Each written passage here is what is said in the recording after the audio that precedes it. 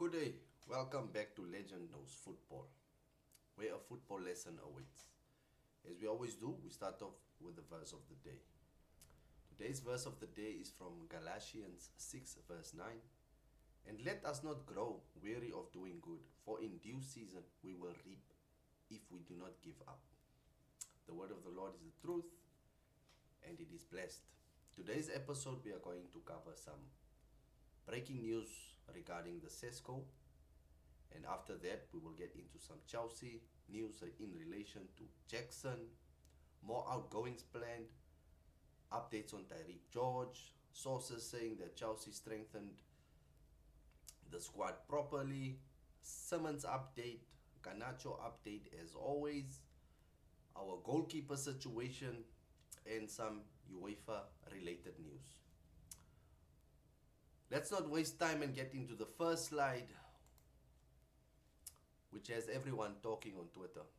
I think this tweet was yesterday. Manchester United are again in direct contact with RB Leipzig to discuss details of formal 85 million bid sent for Sesko. Newcastle want final answer ASAP from club/player.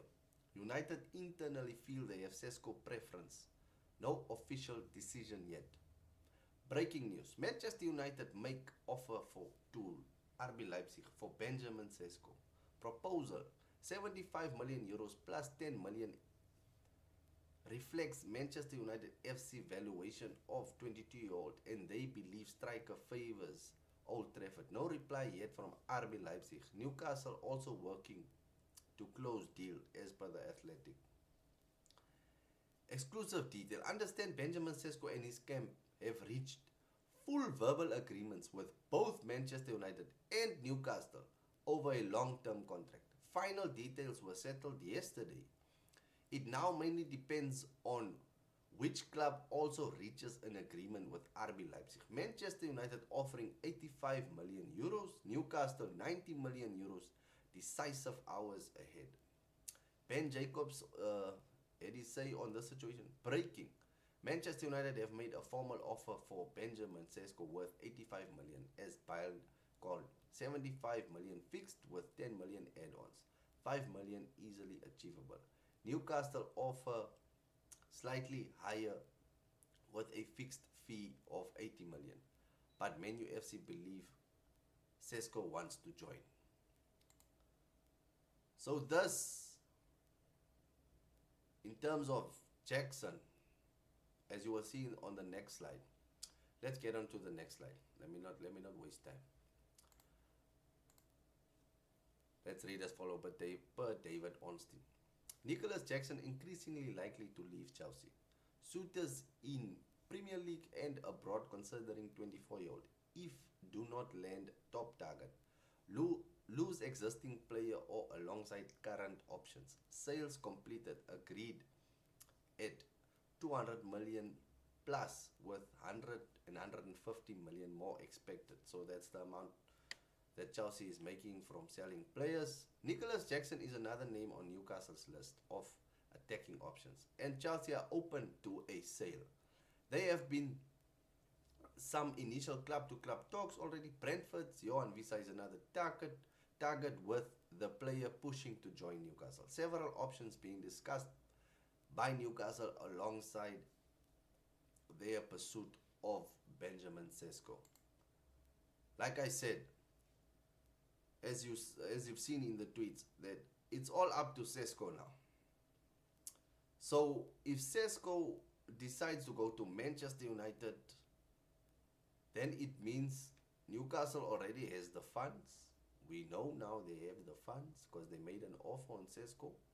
And we will offer them Jackson once again. And they must just cough up the money.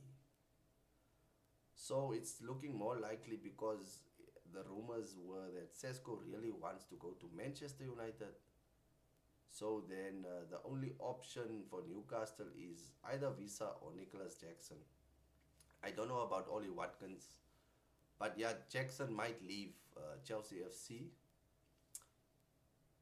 because Newcastle wants him and because of the competition up front.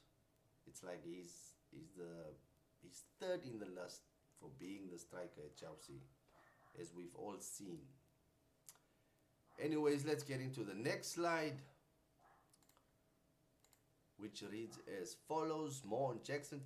Chelsea's position on Nicolas Jackson has always been a sale is possible at the right price. Even though he remains valued by Enzo Maresca, a lot will also come down to Jackson and whether he wants to be a lead striker elsewhere. Liam Delap has arrived, and fellow new signing João Pedro would be used more as a number 9 if Xavi Simons is added, potentially reducing Jackson's game time. You see, if we don't get Simons, then it means that Pedro can play on the left and Jackson might have a chance to also play as a number 9. But if we get Simons, then the left side is covered with Gittins, maybe Garnacho also comes and Xavi Simons can also play on the left. So then Jackson, we have 2 out-and-out strikers, then João Pedro and Delap, which means Jackson's game time will be significantly low if he will even get time to play. But let's continue with the tweet. Jackson has been offered to Newcastle, as you've heard before, Manchester United and Inter Milan recently. Former 2 clubs decided to focus on Benjamin Sesko instead of engaging now. There remains a realistic chance Jackson leaves with several clubs keen and likely to approach Chelsea in August. There you have it. If it's not Manchester, if it's not Newcastle, there are several clubs out there interested in Nicolas Jackson. I think Jackson will go. I wouldn't have minded him to stay, but due to the signings that we made, it would actually be good for him to go for his career. But we will see how it develops. Let's get into the next slide, which is just an update on some more outgoings that are pending. Chelsea are still working on the sales of Raheem Sterling, Ben Chilwell, Renato Vega, Kani Chukwuemeka, Axel Disasi. They want to get their situations resolved before entering the final week.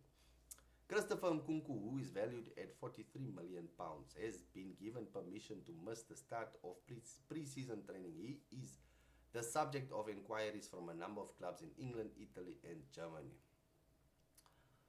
So those are the outgoings. Let's go to the next slide. Chelsea are talking with Tariq George's representatives to figure out the best option going forward. A straight loan is a possibility, but Chelsea will not consider any proposals, including an option to buy. A permanent sale is being discussed too, but Chelsea would like to include a buyback clause and sell on fee. That's actually a great, condition in terms of letting him go, so that if he develops into the player that we think he can become, we can actually buy him back.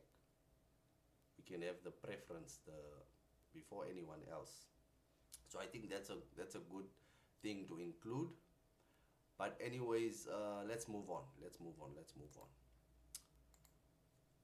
This is more on the squad depth. Chelsea believe they have improved the squad. Sancho and Madueke have already been replaced by Gittins and Esteval. The attack has been strengthened with Delap and Pedro. Plus midfield cover has been provided with the additions of Esugo and Santos.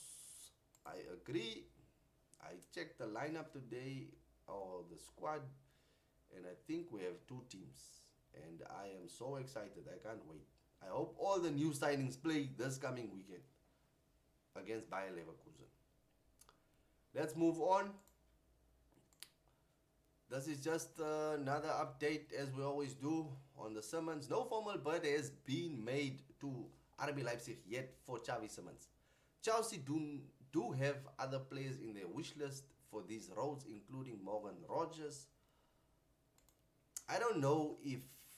I think Xavi Simons will come because he's also doing his part.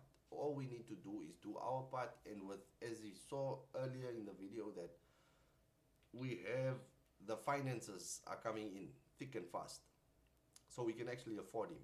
But we don't want to overspend. I think that's the only thing. We want Leipzig to be desperate to sell him, and then we can come in with a low blow. But we will keep tabs on that situation, as we always do. Let's move on to the next slide. Chelsea are in informal discussions with Manchester United over Garnacho, but this is as far as it has gone. So this this transfer of Garnacho is still at the informal stage. No, no official contact has been made, but I'm sure it will happen also. And there's a video that I'm working on relating to Garnacho, but you will see it once I upload. Let's move on to the next one. Second last slide. The only area Chelsea will not add to, which will come under scrutiny from the fans, is in goal. They have no intention to buy another keeper now, despite pursuing Menyan earlier. They are happy with Sanchez and Jorgensen as their main choices. Chelsea turned down an offer from a Champions League club to Philip Jorgensen. There you have it. We are not signing a goalie as per S. Johnson Sport. We are giving Sanchez another chance. If he can play the way he played against PSG, I have no problem, no issues. He can make the saves, just needs to clear the ball. Don't take chances, because I feel like we should go for the Premier League. So yeah, another season with Sanchez, another, I don't know. But let's hope he learned his lesson and he knows what to do going forward. Let's get into our final slide, which is on Chelsea with the situation with UEFA. Chelsea have agreed to a restriction on registering new players for UEFA competitions in 2025-2026 unless the value of new signings added to their squad is recouped in sales after being fined by UEFA for breaches of its financial rules. Chelsea have spent more than 250 million this summer on 8 new signings, with Ajax defender Joralato their latest addition. And there will be more incomings as players are sold and loaned out. More incomings, I think it will just be Xavi Simons and Garnacho. And then I think our books will balance. Everything is hunky-dory. Thank you for watching my videos. Please leave a like and subscribe. Leave a comment. Do you think Chelsea will be title contenders this coming season? If you're a Chelsea fan, subscribe. Up the Chelsea. My blood is blue. Have a nice day and God bless.